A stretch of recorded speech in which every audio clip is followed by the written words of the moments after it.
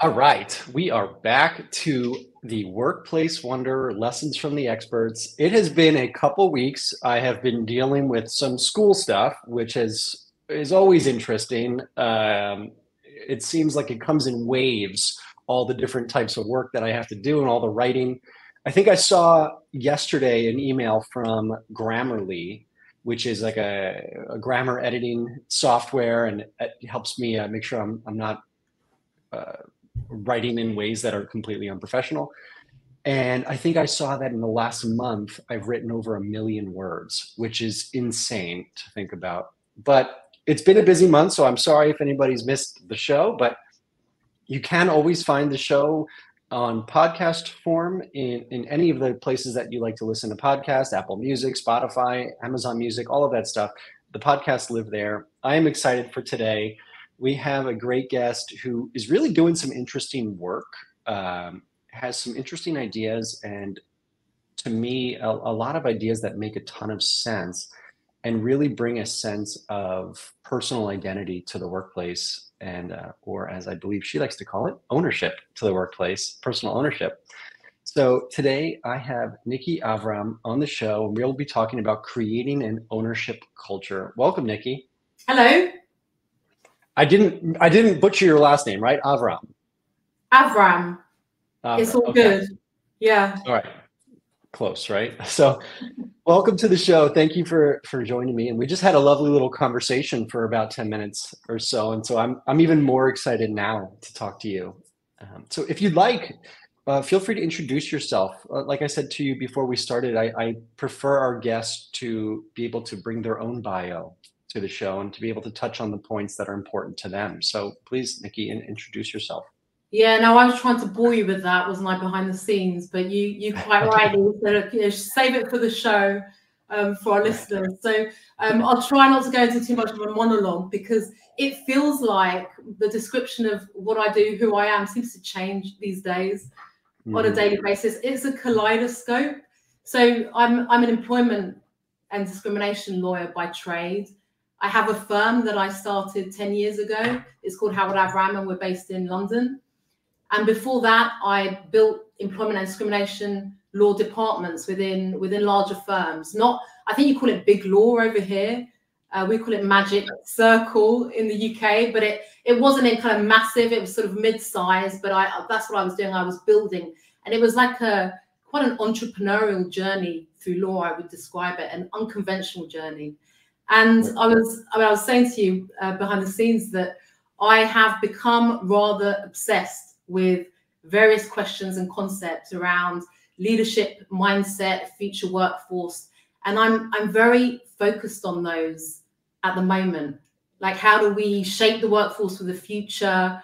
What do people need to do in order to feel invigorated by work? Because we all deserve that. And what can leaders and organizations do to cultivate that?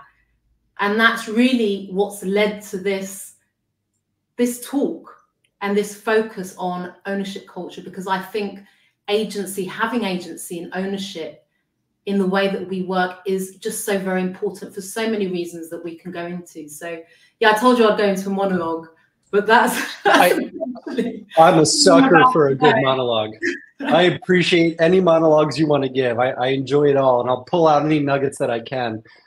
I mean, you're preaching to the choir here. This is something in terms of leadership and organizational and workplace culture. I'm a nerd for. I totally geek out over this stuff, and to the point where I've decided to go for my doctorate in leadership psychology because I'm just so interested in this topic, and that's what started me on this journey. I think it was 2020 is when I started my master's in leadership, and now just this year starting the doctorate. And it's this topic. There's something about it that I think we recognize on a cultural level, that how often human beings are at work, and the impact that workplace culture has on us as human beings and on our mental health and our ability to see the rest of the world around us, that is so inspired to try to understand better and then try to understand how to fix it or how to improve it. So I'm curious for you. I have my experiences. I mean, I think a lot of people who are interested in this topic have all their different experiences that motivated them towards trying to understand this? Was there some type of impetus or incident that occurred or something that's happened that said, wow, there's some problems here. Things aren't operating the way that I think they should. I want to focus on this a little bit more and see how I can help. Yeah, I feel very underqualified now. This is, you told me about your doctorate in this forthcoming doctorate, masters in leadership. I haven't got any of that. But it's all derived. It's all theory. I'm just learning theories. It's all you have the application. No, everything I talk about is derived from my experiences and what I'm seeing around me, talking to people. I've been an advisor to companies, the individuals behind them for many, many years, as well as, you know, fighting cases, discrimination, unfair dismissal, whistleblowing cases. But the thing, I mean, if I reflect back on my journey, it has been, as I said before, very entrepreneurial within the legal world. It's such a conventional world when I entered into it. It still is. So many precedents, so dictated by what's come before. And for me to build the employment discrimination departments that I did in my first firms, and that's all I did actually. I built, wherever I went, I was building these departments. That meant a rejection of the conventional, as in a rejection of the established roles. They were largely in commercial law. I put a business plan on the table and spoke to the partners and the firm about how that would enrich the firms that I was in. And we collaborated, and this is where the concept of what I speak a lot about, the architecture of career progression, of a job role. It's so important that there's a collaboration between the individual and the organization in doing that. And that sort of whole concept was born from my own experience. I was fortunate enough to be part of organizations that gave me that space. So when I'm looking at, look, what can organizations do to cultivate that, to assist with that sense of agency, autonomy in the way that we work? They can create spaces, even if it's micro spaces, because the processes are particularly tight, in order for individuals to do that, because that is what leads to invigoration, and that's what allows organizations and individuals to flourish together. So if I'm hearing correctly, it's taking the perspective of, okay, you're hiring somebody to do a job, right? So they're coming in for a specific type of role, but it's just you're providing them with a general framework, and then you're allowing their personality, their interests, their ways of working, their work styles to kind of fill in the rest of the blanks, and you're giving them the autonomy to make that role personal. Yeah, I mean, there has to be an alignment, I think, between the individual's aspirations, their goals, objectives, their strengths, alignment with the organization's goals and objectives. And it's not to say we're all to work in silos. Community is so important in the way that we work, and there can be a shared culture, shared objectives, boundaries, pillars. But I'm saying within that, we need to give space for that individual as well to evolve, for the job role to evolve. And that's that's something we were talking about. The notion of smashing conventions, breaking precedent, is not about breaking things that work, but it's about being agile and allowing forward motion, because that's something that people and organizations also need for so many reasons. People need to feel that. They need to feel progression in order for them to feel that their work is worthwhile, that they are learning. Also, we need to remain relevant and current to serve people better. If we operate in a way that law did kind of 20 years ago, where it was always perceived, it still is in some cases, as a kind of stuck up profession. We're providing a service for people. We need to do that in a practical, commercial way that suits today's society and the economy that we're in. So there's a certain sense of adaptability, of kind of not being stuck or too rigid, and becoming flexible and being able to adapt to the environments around you and continually grow as you progress in your career, and be aware of your surroundings. Basically, that's what it sounds like, developing situational awareness within a workplace. Yeah, It's really Yeah. interesting. And then I love the concept that you're bringing up of, it's really, it's, to me, it sounds like value-based leadership. It's focusing on, we have these certain values. We're going to hire you based on, do you meet this set of criteria for our values? And then you can bring your personality into it, and you can make the job whatever it is that you want, as long as you fit our organization's value base. Yeah. I mean, I don't often quote neuroscience or neuroscientists because that is not my area of expertise. But I happened to be listening to a podcast the other day, and there was a fantastic neuroscientist. I've got her book on order. Can't remember what it's called, but Tali Sharot is the name of this lady, neuroscientist. She was speaking about a study that had been conducted. I think the question was, what is your association with happiness? This was put to a number of people. And number one was to have meaning and purpose in life. Number one. Number two was that people feel agency and control over what they are doing. That was number two. I think social connection was quite high up, and income was relatively low. So it's important. It's important for that invigoration as well as that forward motion. Yeah. It brings a lot of insight into the changes that we see in the workforce these days. And I think what we are stuck in oftentimes as a culture is this old, maybe 1950s style of workforce of, the number one is income, is the money you're making. Number two was your ability to progress within a certain company or organization. They want to know that there's opportunity for growth within the organization. And then way down is having a sense of belonging, a sense of, am I making a difference, a sense of purpose. And now that's all been flipped, and people are seeking purpose. They want to know, is the work I'm doing meaningful? Am I helping other people? Am I making a difference in this world? And that is that's the modern wants and needs.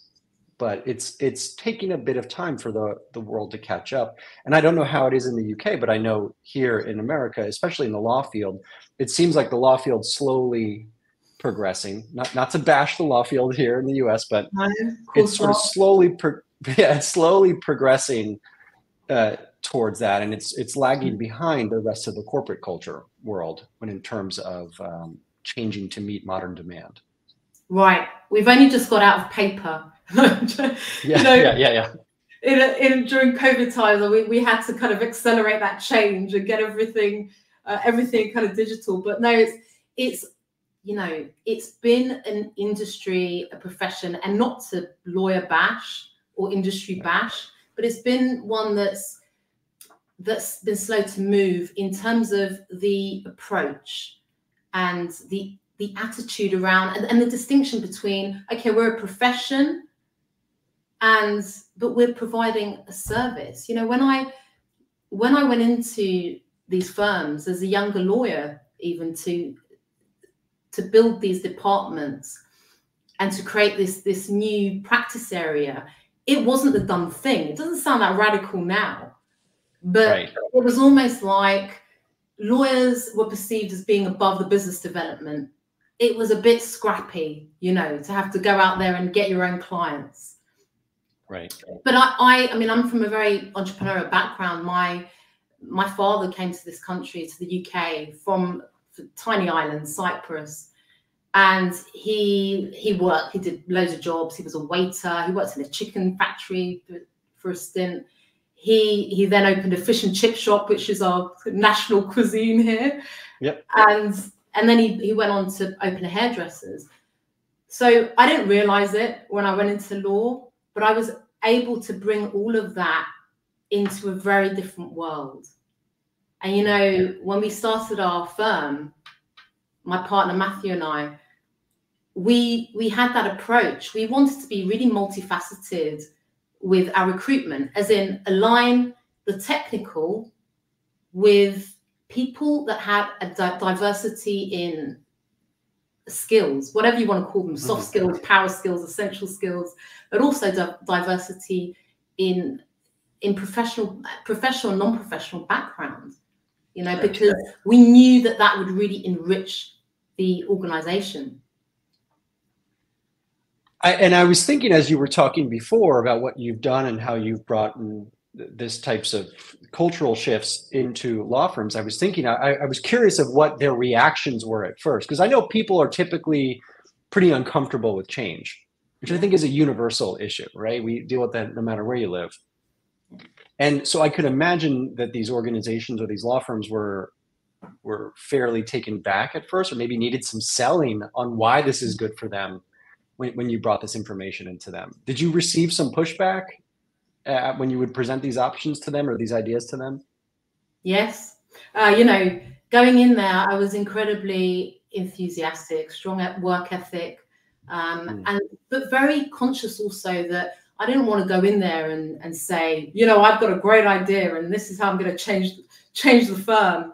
I was conscious to look at what would benefit the firm and how I would align what I wanted to do with that.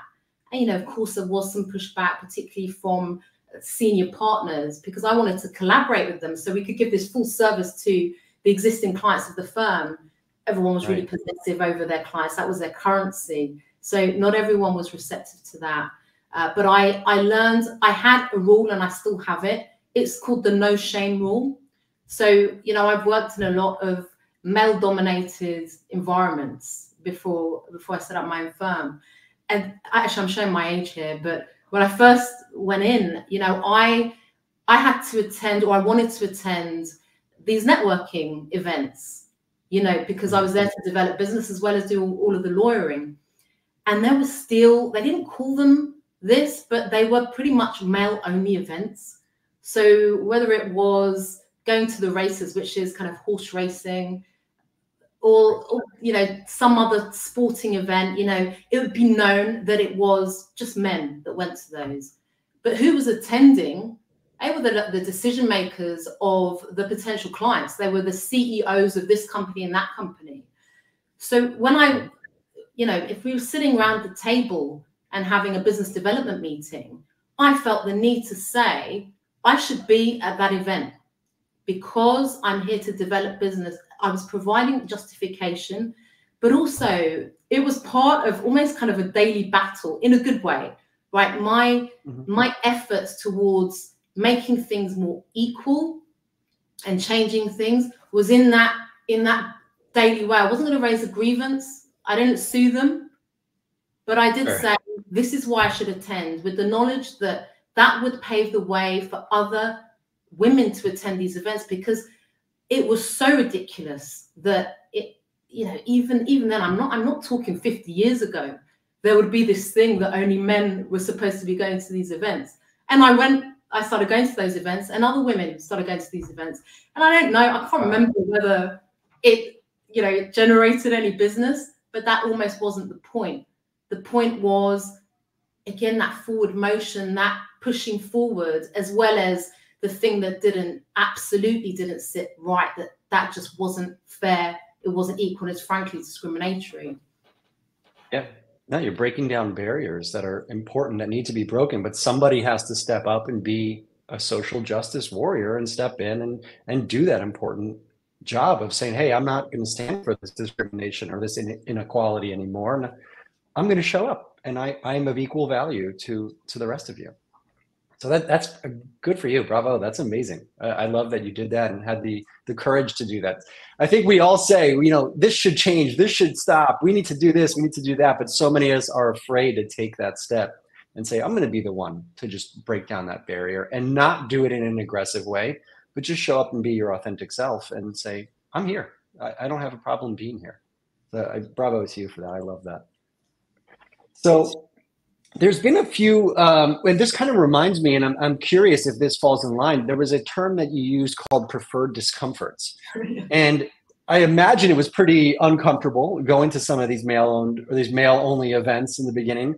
Is that in line with this preferred discomfort of making those changes, or tell me a little bit about that?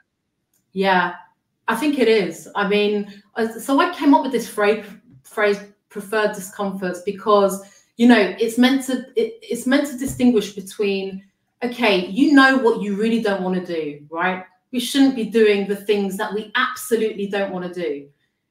But we shouldn't do it. We shouldn't not do something because we're fearful of coming out of our comfort zone. So, you know, when you're on the precipice of something and you feel that there is going to be some thrill from it and you're going to grow, it's going to be potentially invigorating, but you hold back. That's what I would describe as a preferred discomfort, because, you know, you've got that thrill. That's why it's preferred. And so, you know, if we stay in our comfort zone, in whatever the setting, you know, my version of a comfort zone might have been, okay, just remaining quiet and acting like a lawyer of my qualification at that point. But I feel like I've tried to apply this, even grown up. I can think of instances throughout my life where I've applied it, and I think we all can, you know, where we operate outside of it. I think that everyone has an appetite for this, you know, and we might have varying appetites, but I think we all have it.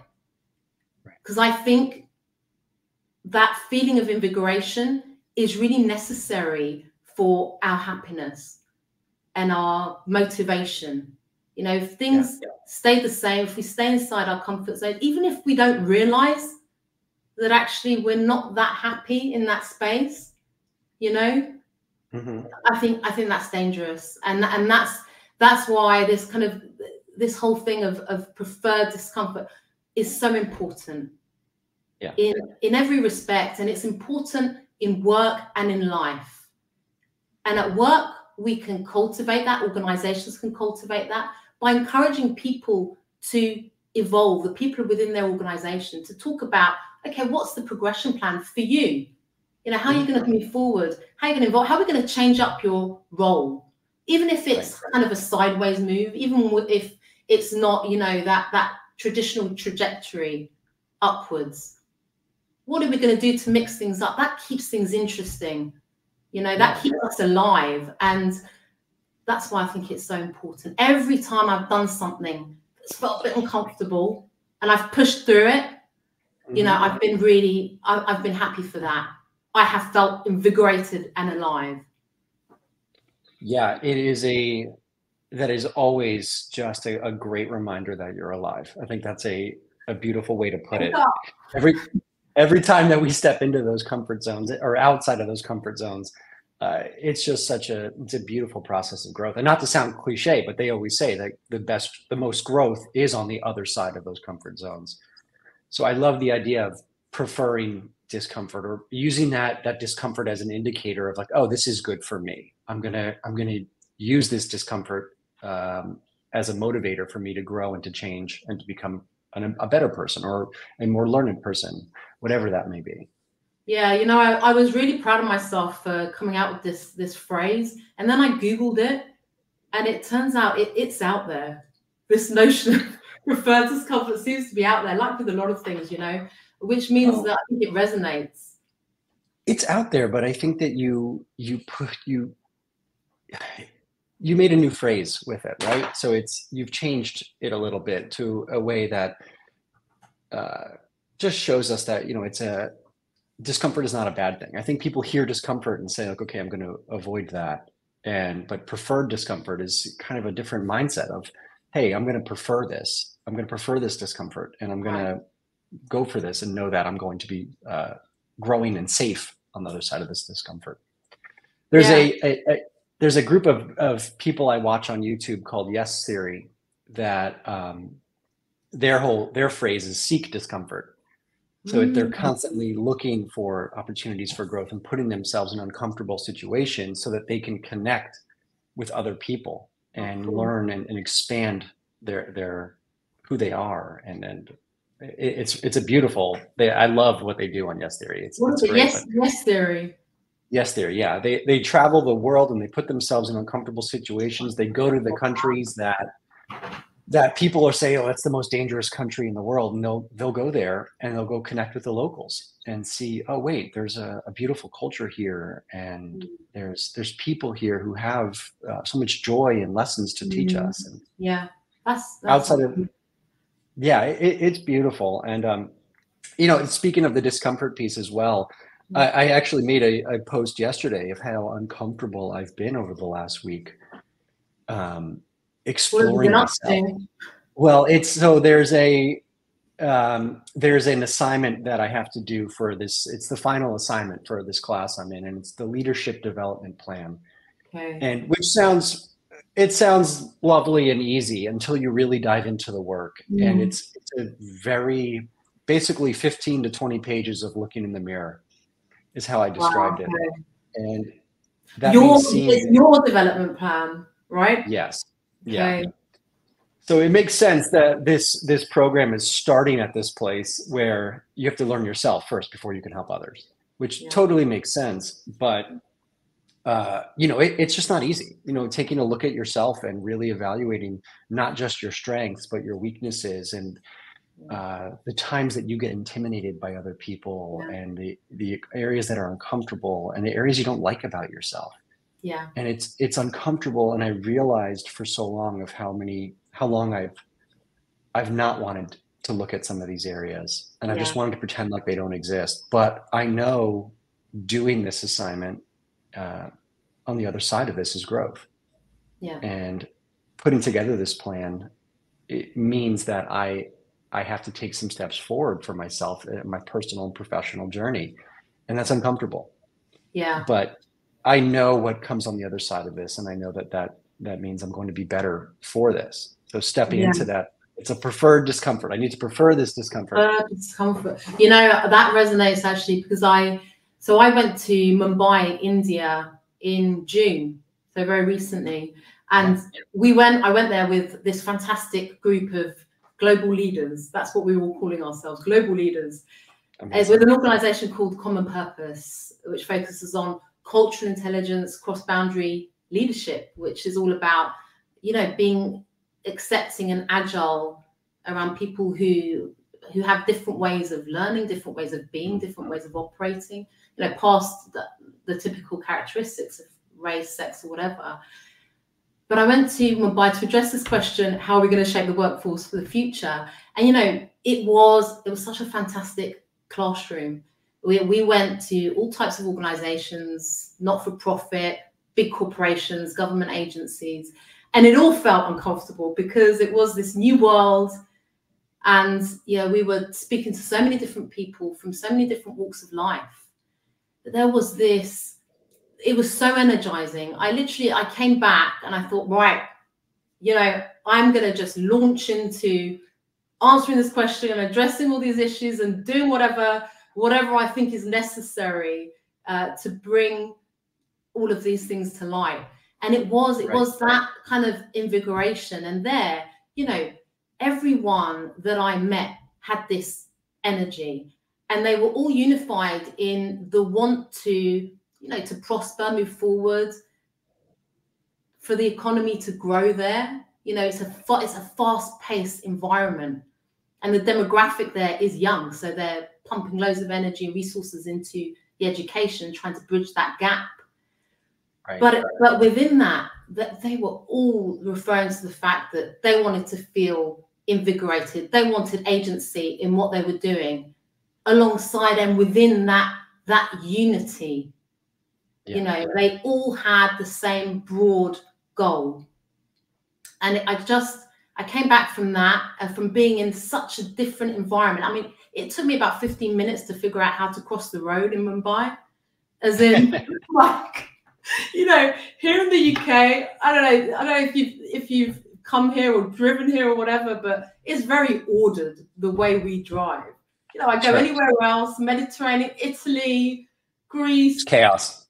Mumbai is another level, right? You have to literally interrupt the flow of the cars in order to cross the road. So that was kind of largely, you know, that wasn't in my comfort zone. I discovered that's intimidating. It was. I just kind of buddied up with, you know, the local guys that were next to me and just kind of crossed the road with them. And I, you know, even things like you can order you know, like the vehicles, the tuk-tuks we call them, the kind of open. You can order one of those on Uber. I discovered. That's amazing.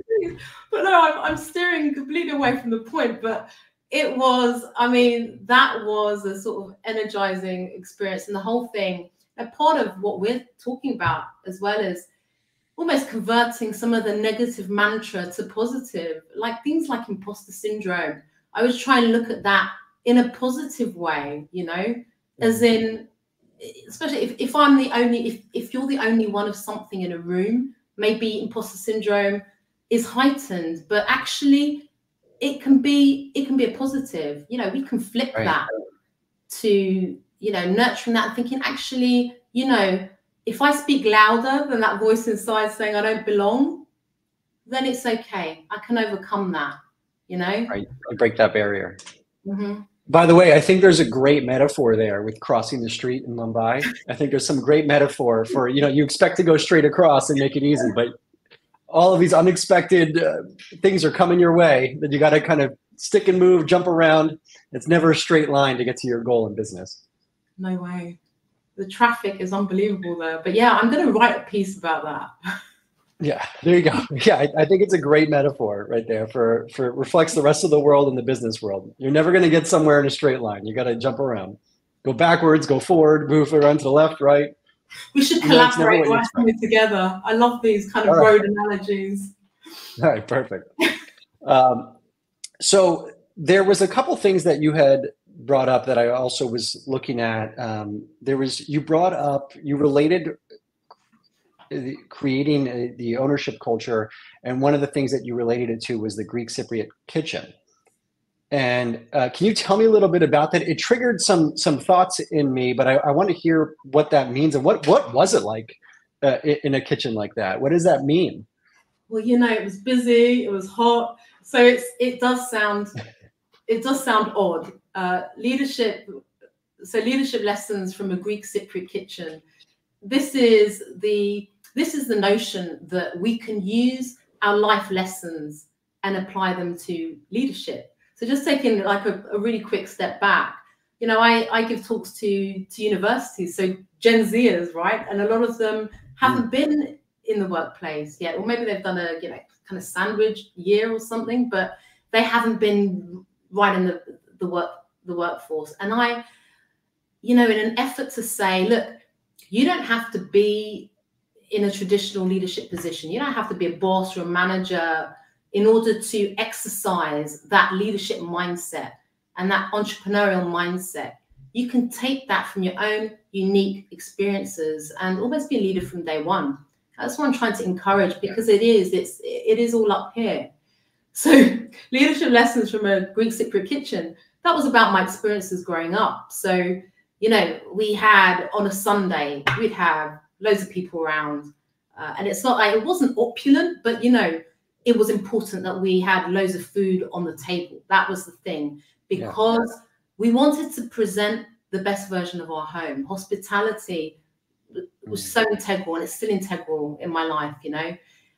And that meant, you know, all this preparation, this want to serve everyone that came and give them the best of what we had at any one time, you know, and applying that to leadership and applying that to work culture. That really is with the thought that we apply the principles of hospitality to workforce. Wow. How can we serve others in the way that my family and I served those guests that came around on a Sunday? And in order to cultivate that, I think individuals need to feel that they have a personal stake in the success and the well-being of any organization that they're at. And then it feels like home, right? If someone comes to see me, even if it's not in a physical sense, you know, or if I'm having a meeting with someone I am providing a service for, I want to give them everything. I want to give them the best version. I want to go above and beyond. And I want to serve my colleagues in that way as well, you know, because it's incumbent on me to do that. And that's what was behind that piece. I was really reflecting on all of those experiences and thinking, actually, that is the way I saw it when I entered the workforce. I had that notion. It was so inbuilt within me that I was able to exercise that. It's such a beautiful reflection. And concept to think about, and I can, the imagery is there. I can picture it, and I understand the impact that could have on a workplace, of having someone feel like, I'm here to take care of you. Like, what can I do for you? Let me serve you. Let me make sure you're comfortable. I mean, I could totally see that, and it makes so much sense. And the impact that would have on your employees, of them wanting to take that same approach, that same ownership. You're setting a precedent for the culture of that we take care of our own here, and that we have certain standards here, and we're always going to go above and beyond for the other person, for other people. I love that.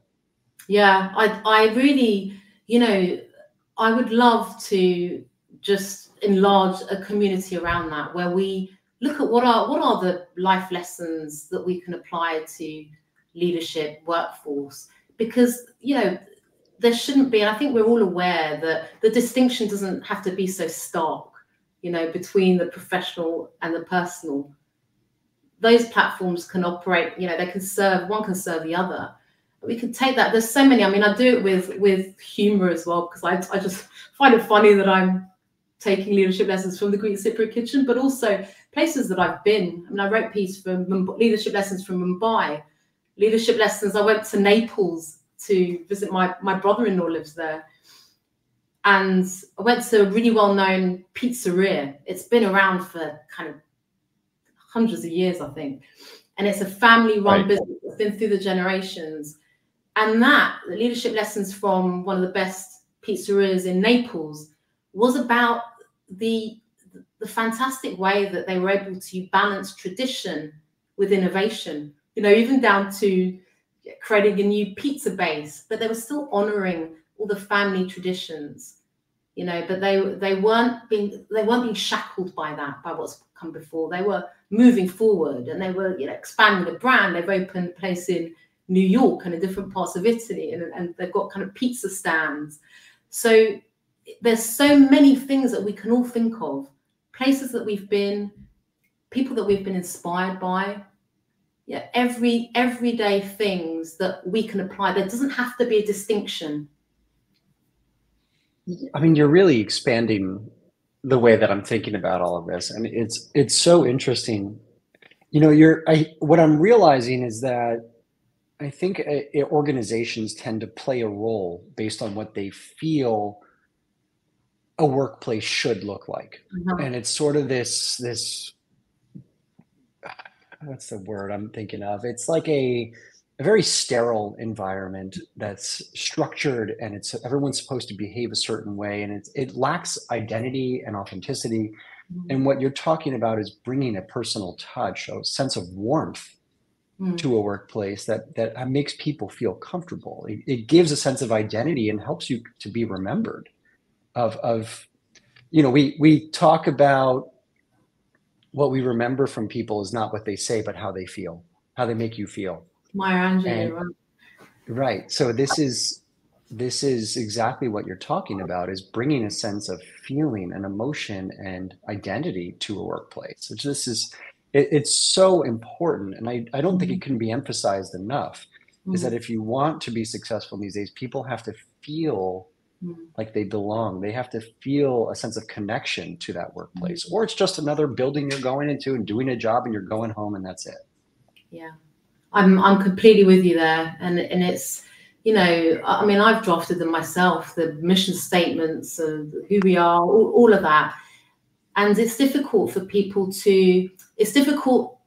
that to always resonate with people. So thinking about how we can apply what we go through in life to work, that's the thing that people understand. And it's also, I've changed a lot over time, in every way. I'm embarrassed to admit the fact that I used to go for interviews, for partnership interviews, and I would remove my wedding ring, right? When I was going for these interviews, before I started the firm at larger law firms, I've removed my wedding rings, no mention of children. I had a daughter at the time, got 2 now. And I was kind of presenting still this really kind of, I'm here. I am here to lawyer and to build business, full stop. And that's it. And it's partly as well to do with, the times that we were in. back then, you know, we're talking, I don't know, 12 years ago or something. And still there was, you know, there were stereotypical assumptions being made about women of a certain age, which I wanted to avoid. I mean, I would, yeah, I'm so embarrassed to admit it, but that's what I did. And it was to make that distinction as well between personal and what I thought, the armor I thought I needed to wear for my professional life. So when we started the firm, it was so refreshing because I put that in the bin, and I openly spoke about the fact that I wanted a second child. I openly spoke about everything, you know, not kind of, you know, disclosing my deepest, darkest secrets, but, you know, it was about being whole, presenting as a whole person, as well as, you know, providing a great service to the people that we were serving, you know, building that culture. And it felt so refreshing and honest. Yeah. There's a sense of professional vulnerability is what I've called it before, where you don't go into too much detail, but you are vulnerable and you express who you are. And there's that authenticity that shows up that makes us memorable and makes us impactful. So I love that you were able to recognize that and then able to make those changes and have that courage. So I think that's really what it takes, is courage to make those types of decisions, to show up authentically. It's so important. People see through the BS. I think people see through it if you don't operate with that honesty, you know. I think people see through it. It may be in retrospect, but in the moment, for whatever reason, you know, we all have that little radar that goes off of like, there's just something off about this person. And it's because you're connecting with an inauthentic version of that person. They're not being themselves. And I think that it just speaks volumes to our culture, though. Unfortunately, we all feel like at times that we have to play a certain role that doesn't feel genuine to ourselves. And until we can grow enough and become wise enough and courageous enough to break that, we'll be stuck in that cycle. It's not easy to be your authentic self. You know, it's presenting a flawed person to other people, which we perceive as bad, but really our flaws are what make us beautiful. Yeah, I wrote a piece, another leadership lessons piece, that a couple of weeks ago. Leadership lessons from, I think, people who don't say that they're sorry, or something along those lines. But it was partly to do with that thing of, you know, presenting as an unflawed individual or even an organization, you know, which is anyway a collection of people. And that's derived from, you know, experiences coming across people, probably enacting that myself, where, you know, you don't want to admit that you've done something wrong. And that's part of, you know, presenting this kind of perfection, you know, but people appreciate it so much. And within that piece, I gave examples of good things that have come out of companies announcing loud and proud apologies and why am I sorry and what am I going to do to rectify it. Yeah. There's a book called True North that is written by a guy named Bill George. It's a great book. It's a lot about authentic leadership, but it talks actually about organizations that have made huge mistakes and that have actually, it gives you the two sides of it. So the ones that have made huge mistakes and didn't own up to their mistakes or make a public announcement and just pretended like it didn't happen, and how they actually all failed because of that. That mistake took them down, versus the ones that said, hey, we made this mistake. We had this person act unethically. They're gone. This is what we're doing about it. This is how we're going to make it right. Yeah. And those are the companies that ended up thriving. Yeah. It's also in a book called Good to Great, also discusses that same topic as well, which is, it's just so important that, again, there's a level of authenticity that comes with an apology. Yeah. And again, I'm writing notes, by the way, of all these books that I've got to read and these things that I've got to watch. But it's also... All right, I got another one for you. Oh, God. Go ahead. Well, no, you go first, and then I'll tell you the other book. No, I was just going to say, just reflecting on that thing of the stark distinction that we may have made before between professional and personal, because the lack of apology as well, it crops up in our personal lives when things fester, when you don't address an issue head on, or, you know, the person doesn't apologize for it. But no, I'm open to more book recommendations. That's what I'm here for. Oh, perfect.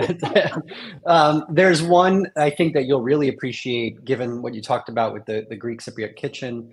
It's called Unreasonable Hospitality. Oh, and it is I think you'll really appreciate that book. It's very interesting. It's written about a restaurant owner who became the #1 restaurant in the world, and how he did it, not necessarily through the food, but through the unreasonable hospitality that they provided to their staff and to the customers. Right. And it's just going above and beyond to make people feel special. Oh, what a great title. And yeah, it's a great book. Great book. Oh, wow. That sounds amazing. We're wrapping up? Yeah. We're wrapping up. You can tell on my face. Yeah, stop talking. Yeah. No, I mean, this has been such an interesting conversation, and I really hope that we can stay connected and collaborate on things moving forward, because you've got so many different interesting perspectives, and not just interesting perspectives, but the way that you portray them and the way that you provide that information to us is really digestible, and I love that. It's just, you make complex situations simple, and you help me understand it. For a simple guy like me, you help me understand it. With a master, I appreciate it. Like I said, it's just theory. It's how much can you read is all that a doctorate is. So is there anywhere that you want to direct people, anything that you want to plug? I know that you're working on a leadership series, so I would love to hear a little bit about that and to share that with anybody who's listening. Yeah. I mean, first I want to say thank you for having me, Blake. I really enjoy your show, and I love the title, by the way, Workplace Wonder. I don't know how you came up with it, but it's brilliant. So thanks. I've really enjoyed the past, 45 minutes, just flown past, just chatting. So thank you so much for having me. But the Leadership Lesson series is almost kind of a community. I want everyone to come together to reflect on what our leadership lessons are, what our life lessons are that we can apply to leadership and work. Also got a program that's built on the pillars, some of the things that we talked about, the alignment with our personal, professional, the ownership, leadership mindset, the preferred discomforts. Those are all pillars of a program that is bespoke for individuals and organizations. So I guess if I'm plugging anything, those are the two things. And where can they find you? Is there a website or a place you'd like them to go? There is a Niki Avraam website. It is, it's just nikiavraam.com. Yeah. Amazing. That works. Well, thank you again for joining me on this. And I want to thank everybody who listened live on LinkedIn. This is going to live on my LinkedIn page for the rest of eternity, or as long as LinkedIn will last. And this will also be in a couple weeks. It'll be where you can find all your podcasts. It'll be in audio form. And I want to thank everybody. And we have some exciting shows coming up here in the future. But for now, anybody who's in the US who's listening live to this, you're never supposed to date your podcast, but tomorrow is Thanksgiving. So for us here in the US, so happy Thanksgiving to everybody. And Niki, again, thank you so much for joining. Thank you. Happy Thanksgiving, everybody.